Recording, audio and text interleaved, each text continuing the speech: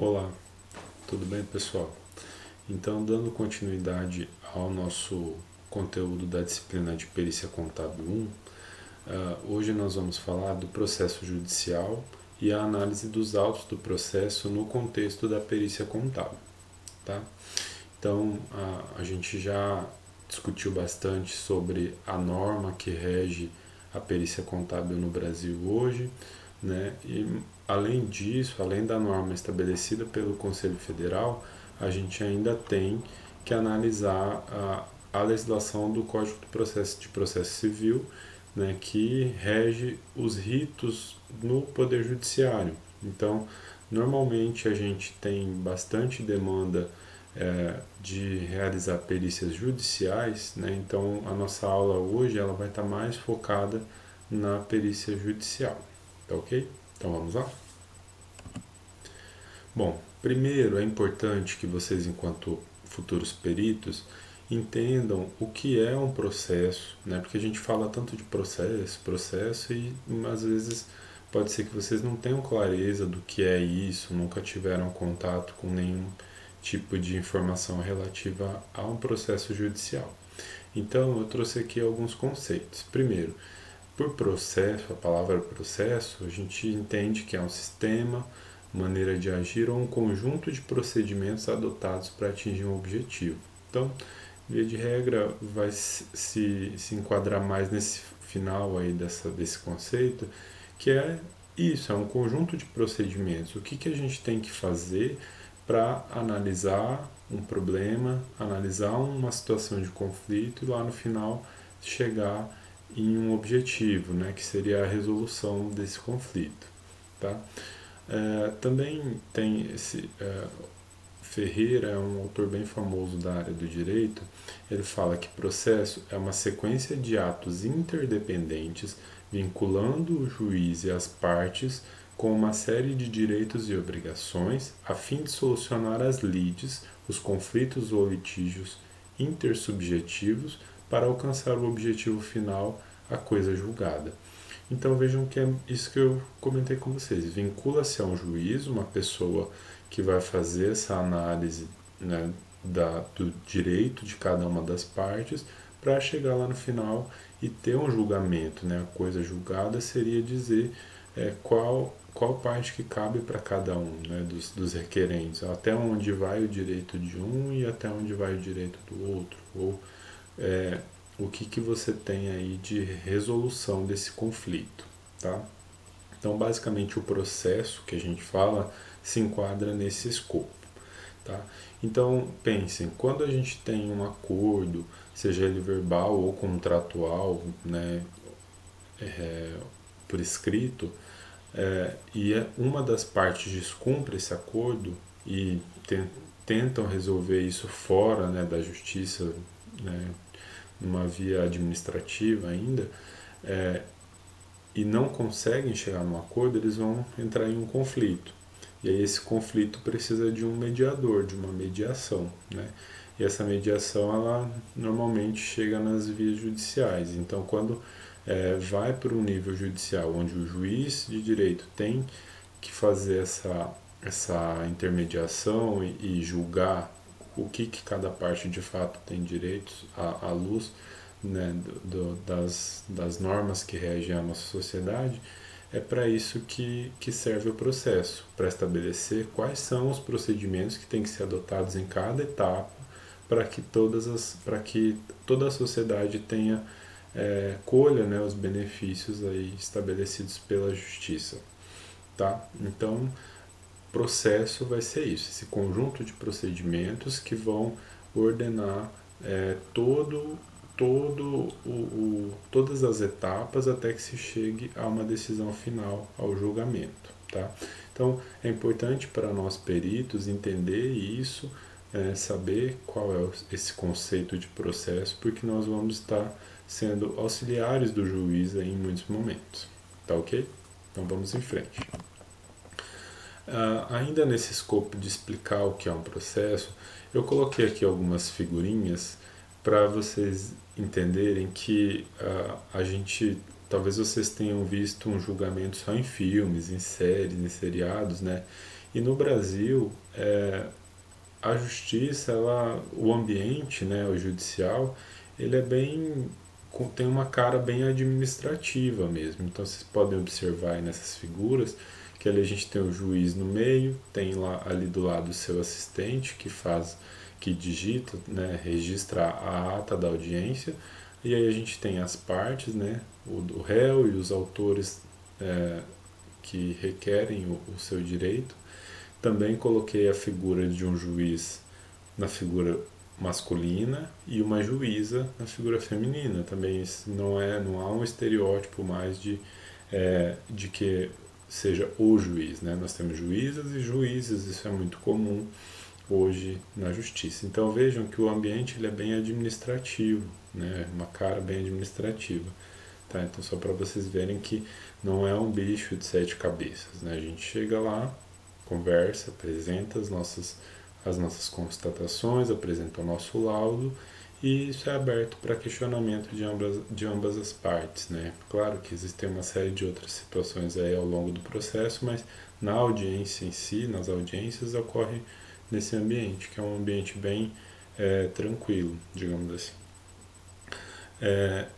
Também é importante vocês conhecerem esses termos, a parte autora, que é quem entrou com a demanda, né? Quem está dizendo, olha, eu venho até a justiça porque eu estou em desvantagem em determinado acordo que foi feito fora da justiça, né? Então eu preciso que seja revisto o meu direito. E a parte réu é aquela que vai ser demandada, então é quem, digamos assim, que está causando o problema, quem não está querendo aceitar o direito que a pessoa tem, tá? Então, dentro do fluxo do processo, a gente sempre vai ter essas duas partes, o autor e o réu, tá? Então é importante também vocês saberem essas nossas nomenclaturas aí.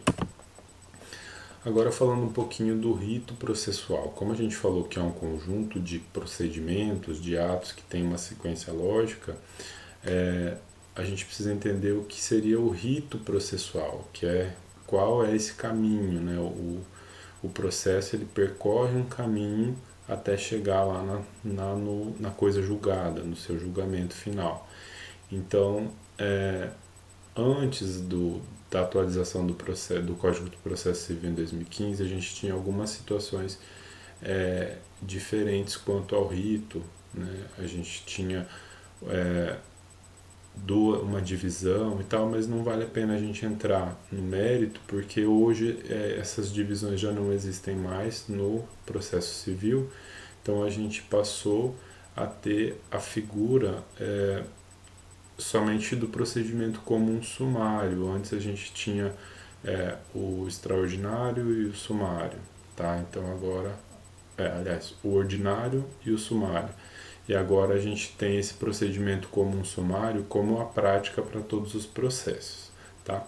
Então nesse procedimento comum sumário, que é o que a gente vê mais no dia a dia, nós temos 4 fases que são fases principais. E aí tem autores que falam do direito, então que desdobram essa fase em essas etapas em 5, e aqui eu trouxe 4, então tem várias derivações aí disso, mas como o nosso objetivo eu não estou falando com advogados, eu estou falando com peritos, então a gente pode ficar nessa visão um pouco mais simplificada do rito processual, que é o que vocês precisam saber de modo mais objetivo, tá?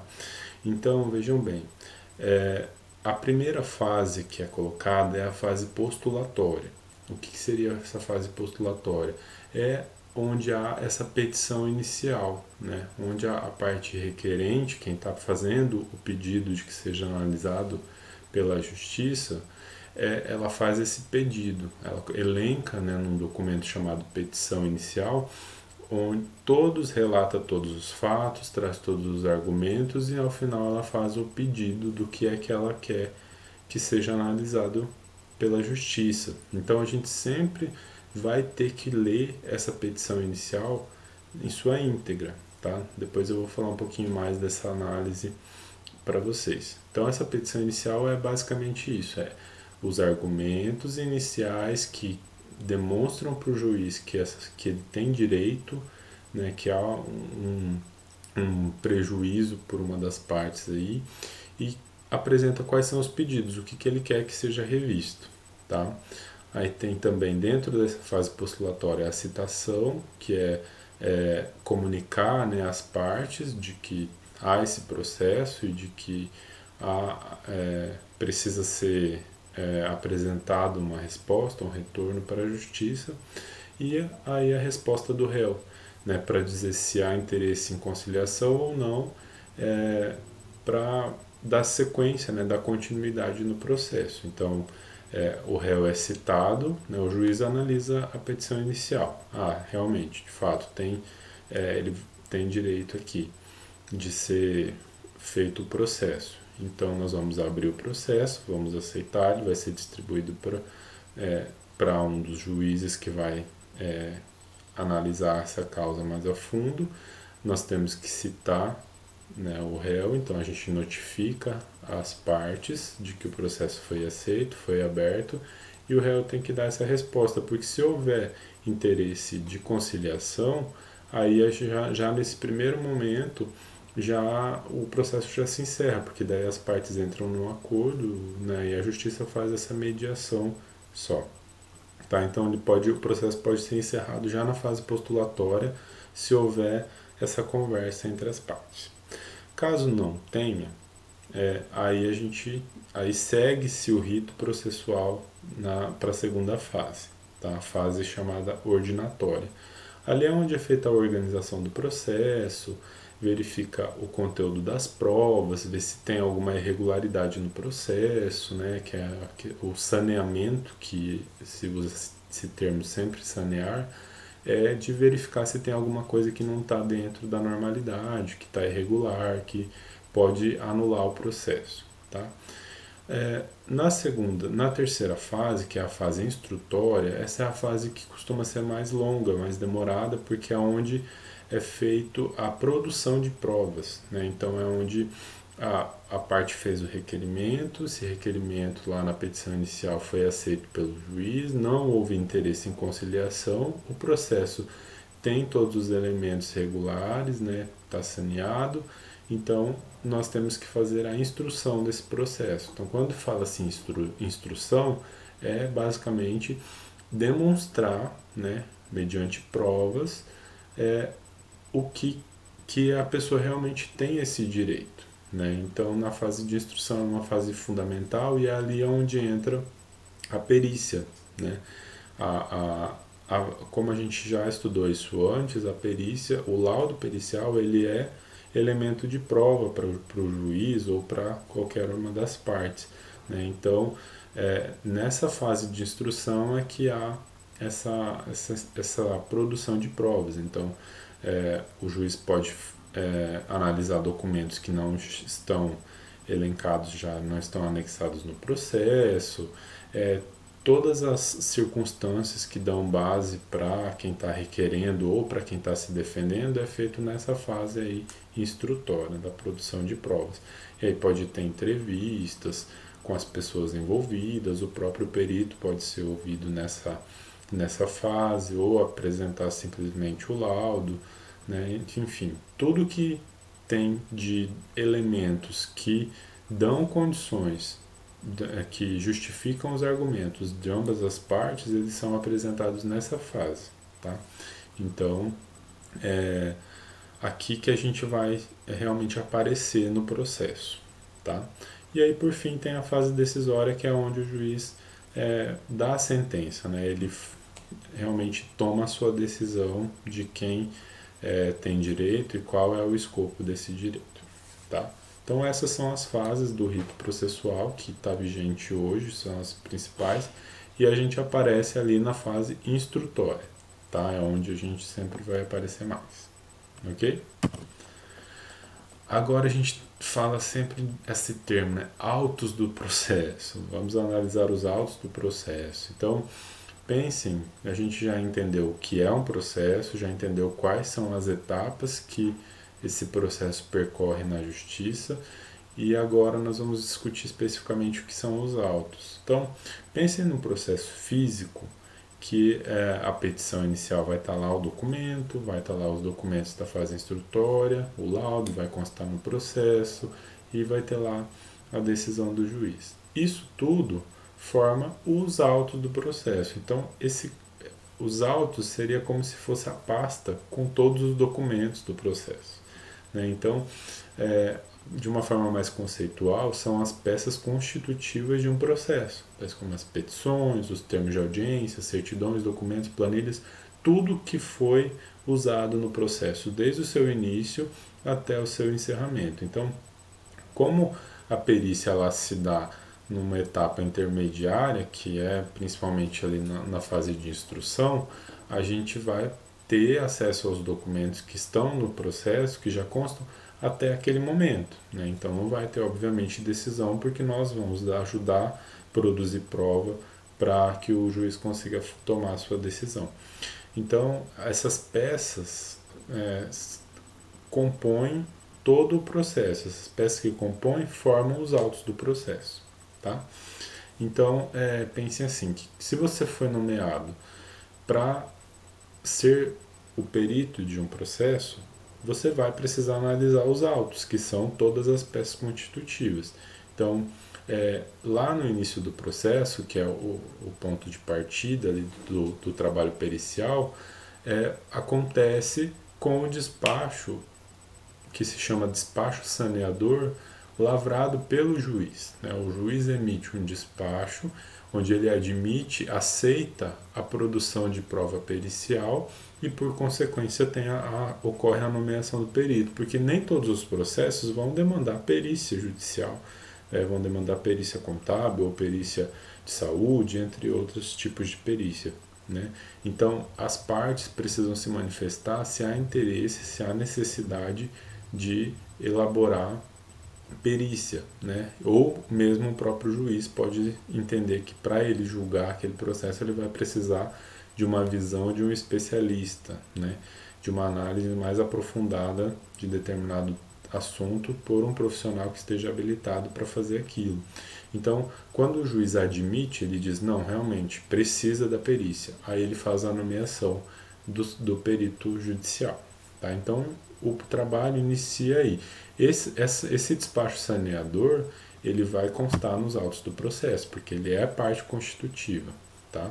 Então, sempre que vocês ouvirem falar em autos do processo, são todas as etapas, as partes, os documentos que compõem o processo como um todo. Então, a gente tem que sempre analisar os autos do processo no contexto da perícia contábil, ok? Agora vamos falar um pouquinho sobre a leitura desses autos, né? O que a gente tem que considerar, principalmente quando a gente está no início do trabalho. Então, a leitura, ela tem a finalidade de identificar e analisar as questões técnicas relacionadas ao que está sendo requerido, né? É importante que a gente faça essa leitura no início, porque como é que você vai planejar, como é que você vai organizar a sua perícia se você não conhece o que está sendo requerido, né? Não tem como. Então, essa leitura ela é fundamental e ela precisa ser feita com bastante atenção, né? Com nível de profundidade para te dar subsídio para você fazer as suas escolhas técnicas e tomar as suas decisões enquanto profissional que vai analisar de uma forma bem técnica aquele processo, aquela situação que demanda laudo pericial, tá? Então, numa leitura rápida, o que a gente vê, né? A gente vai olhar ali todos os documentos de uma forma exploratória, né, para ver se você tem condições de analisar aquela causa, de aceitar essa perícia, porque se você não tiver conhecimento técnico específico e aprofundado sobre o assunto que está sendo trabalhado, você vai ter que recusar a perícia, né? Não vai poder aceitar. Então, essa leitura rápida é mais para fins de ver se você há compatibilidade do que você vai ter que analisar com a sua condição, a sua capacidade técnica de dar respostas robustas e significativas para o que está sendo processado, para o que está sendo analisado. Tá? Então é muito importante que a gente conheça o que está sendo demandado e a época dos fatos. Lembram lá que nós estudamos nas aulas anteriores. A época ela é determinante. Então, se eu estou trabalhando no período de 2010 a 2015, que é o que o juiz precisa saber, eu não vou analisar de 2008 a 2009, nem 2016, 17, 18. Eu tenho que analisar a época dos fatos, o que realmente está sendo demandado. Isso vai me trazer uma série de consequências, porque daí são os documentos que eu preciso analisar, são as pessoas que eu preciso entrevistar, são todos os elementos que eu vou precisar colher de prova para me dar subsídio, para dar a minha opinião, o meu parecer técnico. Eu vou me basear nisso, no objeto da perícia e principalmente no tempo, na época que esses fatos ocorreram, tá? Então isso só é possível fazendo uma leitura bem atenta e não uma leitura rápida dos autos do processo, tá ok? Na sequência aqui eu vou detalhar um pouquinho mais sobre essa leitura, tá? Então é importante que vocês tenham bastante clareza do que está sendo alegado, né? O que as partes estão dizendo, quem está requerendo, quem entrou com o processo está dizendo tais e tais e tais coisas, ocorreram tais situações, né? Foram pedidos tais e tais análises e não houve resposta da parte, a parte intencionalmente maculou o processo, não atendeu às expectativas em tais situações, sabe? A gente precisa ter clareza do que do que são esses fatos, né? O que realmente aconteceu para causar aquele conflito, que eles não conseguiram se entender fora da justiça. Então, lembra que eu sempre comento isso com vocês na aula. Um processo judicial, ele é complicado porque a gente está lidando com um conflito, né, entre as partes. Eles não estão lá de uma forma amistosa, porque se eles tivessem uma forma amistosa, eles teriam resolvido isso fora da justiça, né? Na leitura da contestação ou impugnação, a gente também tem algumas situações que é preciso ter atenção e que nos ajudam a compreender melhor o processo, né? Mas a gente vai poder ver ali porque as partes elas têm direito de se manifestar ou de impugnar a nomeação do perito, por exemplo. Então você pode ter essa situação de fatos que são impeditivos, modificativos ou extintivos do direito, porque pode, por exemplo, lá na contestação, quando o juiz pede para o réu se manifestar, eles podem dizer lá que houveram situações, ou houve uma mudança de contrato, houve uma situação que a pessoa perdeu o direito de requerer determinada situação ou circunstância. Então é importante a gente observar também os atos de contestação ou de impugnação, porque lá pode ter detalhamento de situações que não foram consideradas na inicial, obviamente, porque a parte não ia falar, e que modificam a perícia ou o objeto que tem que ser analisado, ou até mesmo que impede de ser feita a análise daquilo com maior profundidade. Tá? Então tem que analisar os documentos e entender realmente qual é o ambiente que você está fazendo o seu trabalho. Tá?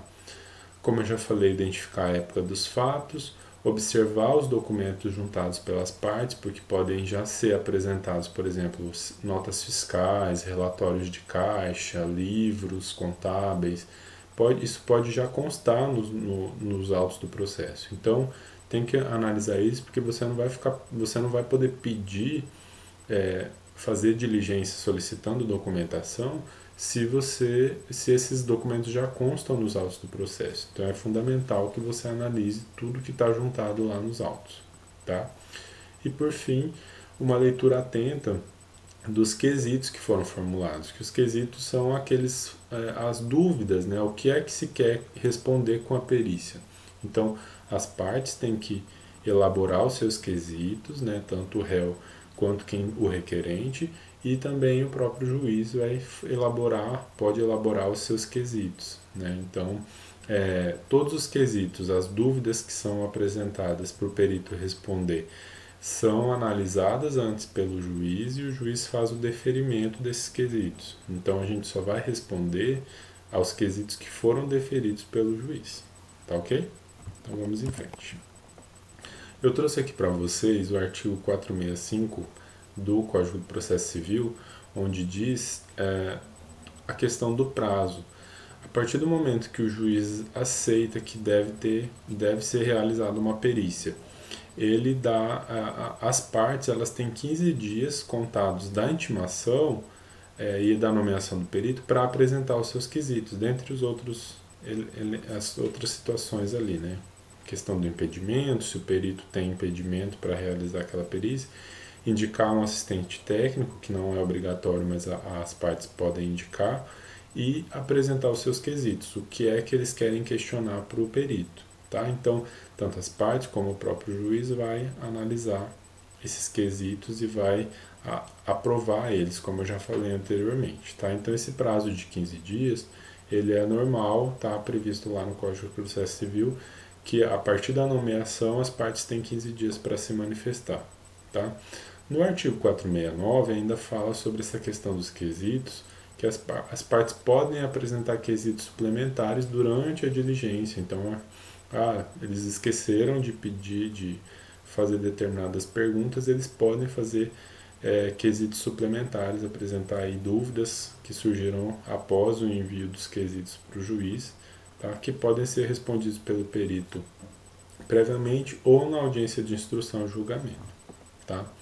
Então isso pode acontecer. Tá? Bom, pessoal, então a leitura dos autos do processo, que era um dos focos que eu queria dar na aula de hoje, é mais nesse sentido de que a gente precisa apreciar, né? A gente precisa entender esse processo de uma forma mais palatável, ter clareza do que está sendo requerido, quais são os questionamentos, quais são as dúvidas, quais são os argumentos que levaram as partes a entrar com o processo judicial. Então, tendo ciência de tudo isso, fica mais fácil de você fazer o seu planejamento. Tá? Agora eu quero falar para vocês do processo judicial eletrônico. O que acontece? A justiça, ela se modernizou, né? Graças a Deus a gente teve essa mudança aí que facilitou muito a vida de todo mundo, inclusive do perito contábil. Então, a justiça ela aderiu ao processo judicial eletrônico em todo o país. Então, em geral, os procedimentos da justiça eles são trabalhados nesse processo eletrônico e não mais no processo físico, né? Aquelas pastas verdes cheias de documentos. Então, isso facilitou muito para todo mundo, para fazer análise tanto do próprio juiz como das partes e das pessoas que estão envolvidas aí nesse processo, né? Então, o sistema informatizado ele tem todos os elementos que teria no processo físico, inclusive as assinaturas dos documentos, os documentos que são apensados, né, que são inseridos nos autos, eles têm o valor legal igualmente do processo físico. Tá? Então, reduziu essa questão de usar papel, de guardar isso, porque vocês pensam, a justiça tinha que ter um almoxarifado gigantesco, né, para guardar lá um arquivo, né, institucional gigantesco para guardar todos os processos. Isso era muito arriscado, porque podia molhar, podia pegar fogo, além da questão da organização, o custo de manter toda essa estrutura para dar suporte judicial aos processos. Tá? Então, hoje a gente já vive essa realidade do processo judicial eletrônico. Tá ok? Então, vejam, que o PJE ele possibilita que todos os envolvidos façam o gerenciamento dos processos de uma forma bem dinâmica, né? Uma visão bem fácil de entender. Então, no painel do perito especificamente, que é dentro do PJE, tem esse módulo que é habilitado somente para os peritos, e aí naturalmente nós temos que fazer um cadastro junto à justiça, a gente tem essas situações aqui, ó. Dos processos que estão arquivados, os finalizados, as intimações, aguardando esclarecimentos e os laudos juntados. E aqui as designações que foram feitas pela Justiça. Então, quando o juiz tem lá uma situação que demanda perícia, ele vai designar o perito através do processo eletrônico. Então, vai aparecer aqui para o perito as novas designações. tá?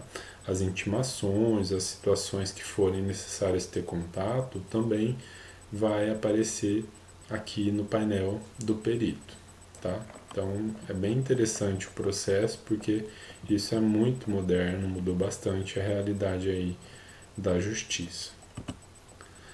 Eu trouxe aqui algumas vantagens do PJE que agilizou, né, o processo de análise, de comunicação entre as partes, diminuiu os custos, porque obviamente, como eu falei, você não precisa mais ir lá na justiça para pegar os documentos, você já tem isso tudo digitalizado, e aumenta a capacidade de processamento das ações. Então, essa agilidade que eu falei antes é porque você tem acesso às informações de uma maneira muito mais dinâmica, mais rápida, mais fácil.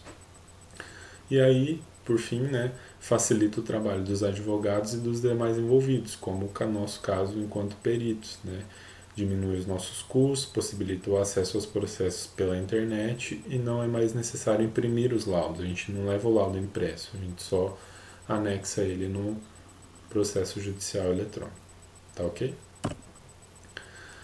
Uh, Bom, pessoal, era isso que eu queria trabalhar com vocês hoje. Espero que vocês tenham entendido, gostado da aula. Deem depois o feedback para o professor, que é importante, tá?